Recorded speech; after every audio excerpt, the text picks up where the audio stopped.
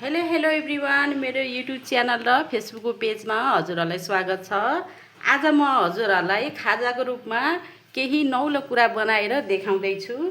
हजुरहरूले देख्न सक्नुहुन्छ, यो ब्रेडलाई मैले सानसानो पिसमा यसरी काटेर राखेकी छु र यता देख्न सक्नुहुन्छ बेसनको एउटा यस्तो घोल बनाएको छु मैले।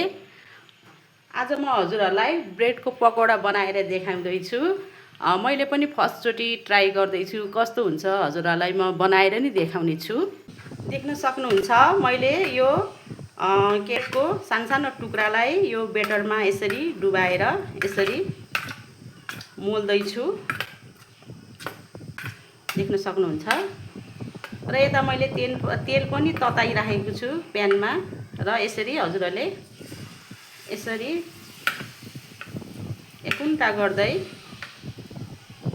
यो बेसनमा चोप्दै ब्रेडलाई यसरी तेलमा फ्राई गरिदिनु होला। हजुरहरूले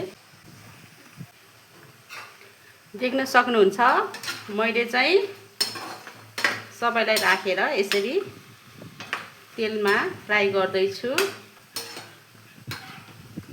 हजुरहरूले चाहिँ गोल्डन रातो भएपछि मात्र निकाल्नु होला।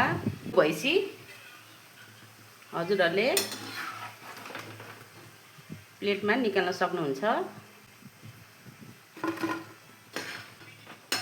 ब्रेडको पकौडा नि बनाएर भ्याइसके, देख्न सक्नुहुन्छ कति राम्रो देखिएको छ।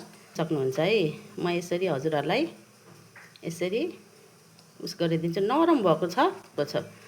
हजुरहरूले चाहिँ क्रिस्पी बनाउने भए चाहिँ अलिकति धेरै बेरसम्म फ्राई गर्नुपर्छ र नरम गर्ने भए छिटो नै निकाल्नुपर्छ। हजुरहरूलाई यसको फुल रेसिपी चाहिएमा मलाई कमेन्ट बक्समा कमेन्ट गर्नुहोला। मैले के हालेर बनाएँ म हजुरहरूलाई रेसिपी बताउने छु। यो ब्रेडको पकौडा चाहिँ हजुरहरूले चियासँग अथवा दुधसँग पनि खान सक्नुहुन्छ।